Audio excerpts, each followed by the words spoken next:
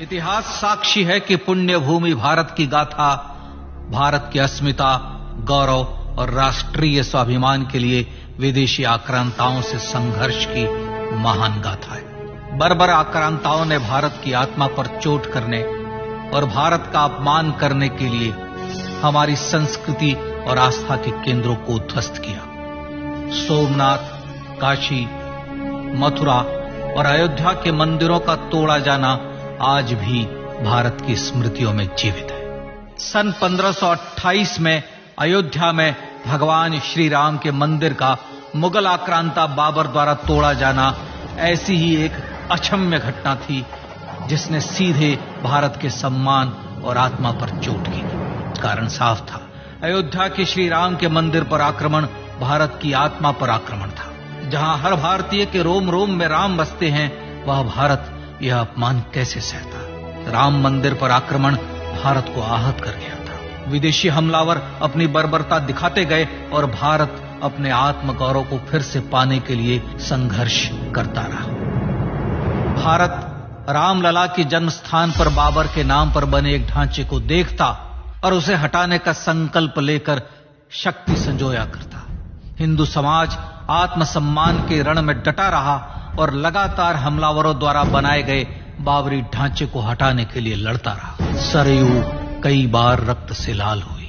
कभी स्थानीय शासकों ने तो कभी साधु संतों और राम भक्तों ने राम जन्मभूमि की मुक्ति के लिए अपने प्राणों की आहुति दी। 15 अगस्त 1947 को देश की आजादी के साथ सैकड़ों सालों से चले आ रहे इस संघर्ष में नई ऊर्जा और एक नया मोड़ आया। अचानक 23 दिसंबर 1949 को बाबरी ढांचे में श्री राम लला प्रकट हुए। हजारों राम भक्त दर्शन के लिए उमड़ पड़े।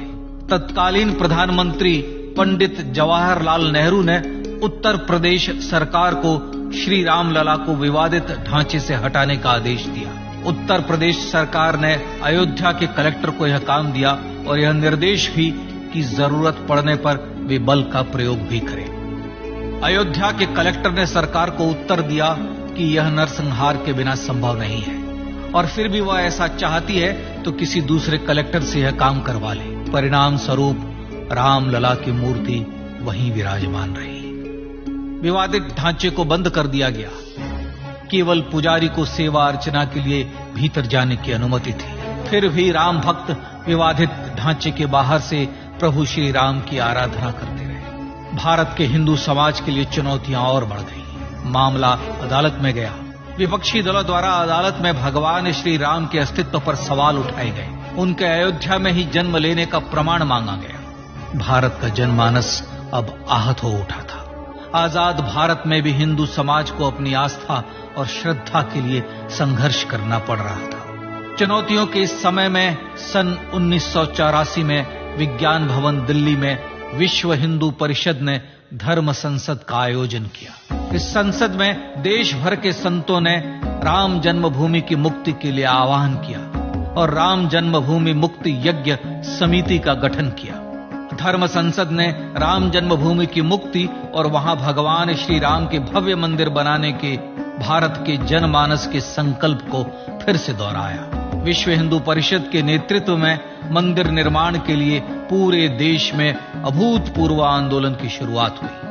सन 1989 में विश्व हिंदू परिषद द्वारा गांव-गांव से रामशिला पूजन करके अयोध्या भेजी गई। 2,75,000 गांवों से रामशिलाएं अयोध्या पहुंची।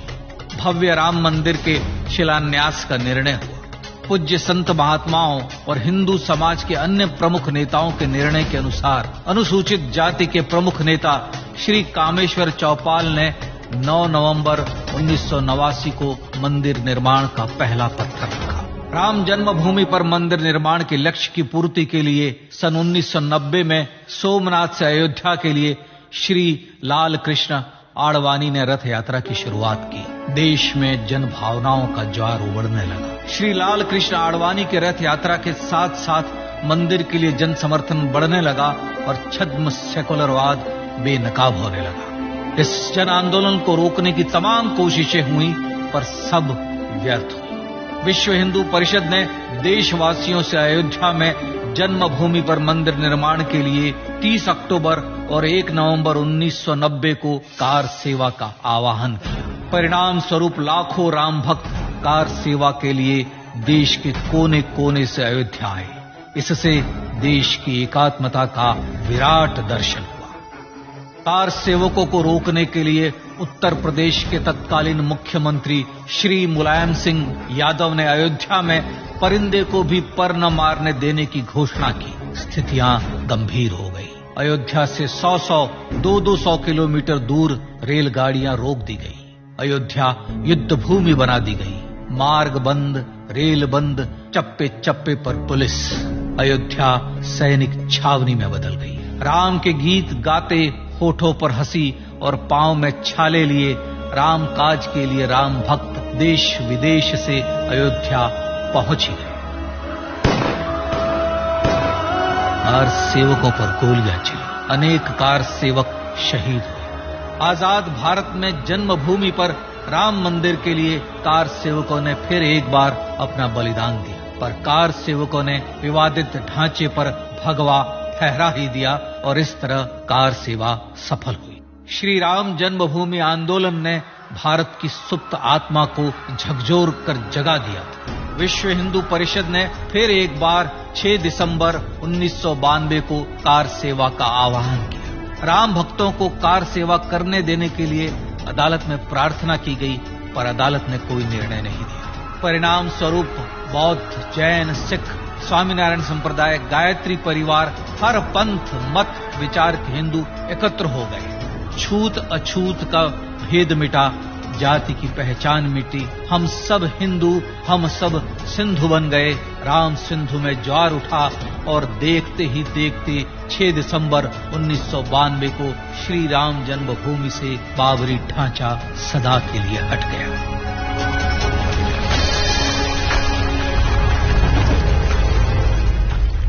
यह क्षण शौर्य, न्याय और सत्यमेव जयते का क्षण था। यह तो धर्मस्ततो जय का क्षण था। पर संघर्ष की गाथा यहां जाकर भी नहीं रुकी। छद्म सेकुलरवादियों द्वारा भारत और भगवान श्री राम के इतिहास को झुठलाने के लिए अदालतों में चुनौतियों का सिलसिला चलता रहा, जो 1950 से चल रहा था। पर सत्य को तो जीतना ही था। आखिरकार देश के सर्वोच्च न्यायालय के 5 जजों की खंडपीठ ने 9 नवंबर 2019 को ऐतिहासिक निर्णय दिया और यह कहा कि अयोध्या जन्मभूमि परिसर की पूरी 67 एकड़ भूमि रामलला की, और न्यायालय ने भारत सरकार को जन्मभूमि पर मंदिर बनाने के लिए एक ट्रस्ट बनाने का आदेश दिया। सर्वोच्च न्यायालय के आदेश के अनुसार भारत सरकार ने 5 फरवरी 2020 को श्री राम जन्मभूमि तीर्थ क्षेत्र नाम के ट्रस्ट का गठन किया और राम जन्मभूमि न्यास की भूमि जो सरकार द्वारा अधिग्रहित की गई थी, उसे ही नवनिर्मित न्यास को वापस दे दिया गया। 5 अगस्त 2020 को भारत के प्रधानमंत्री श्री नरेंद्र मोदी ने श्री राम जन्मभूमि तीर्थ क्षेत्र के अध्यक्ष पूज्य महंत नृत्य गोपाल दास, राष्ट्रीय स्वयंसेवक संघ के पूज्य सरसंघ चालक डॉक्टर मोहन भागवत एवं उत्तर प्रदेश के मुख्यमंत्री श्री योगी आदित्यनाथ की उपस्थिति में श्री राम जन्मभूमि पर भगवान श्री राम के भव्य मंदिर के लिए भूमि पूजन कर निर्माण कार्य का शुभारंभ किया। इस तरह लगभग 500 वर्षों से राम जन्मभूमि की मुक्ति के संघर्ष का पटाक्षेप हुआ। अपने आत्मसम्मान और राष्ट्रीय अस्मिता के लिए इतना लंबा संघर्ष विश्व के इतिहास में बेजोड़ है। श्री राम भारत की आत्मा, भारत की परिभाषा, हमारे राष्ट्रीय आदर्शों और जीवन मूल्यों के प्रतिनिधि मर्यादा पुरुषोत्तम हैं, जो हर हिंदू के होठों पर जन्म से मृत्यु तक रहे। बस यही हर हृदय में प्रार्थना होती है। राम भारतीय राष्ट्रीय स्वाभिमान और आसेतु हिमालय से समुद्र पर्यंत तक जन जन को एकात्मता के बंधन में बांधने वाले रक्षा सूत्र है।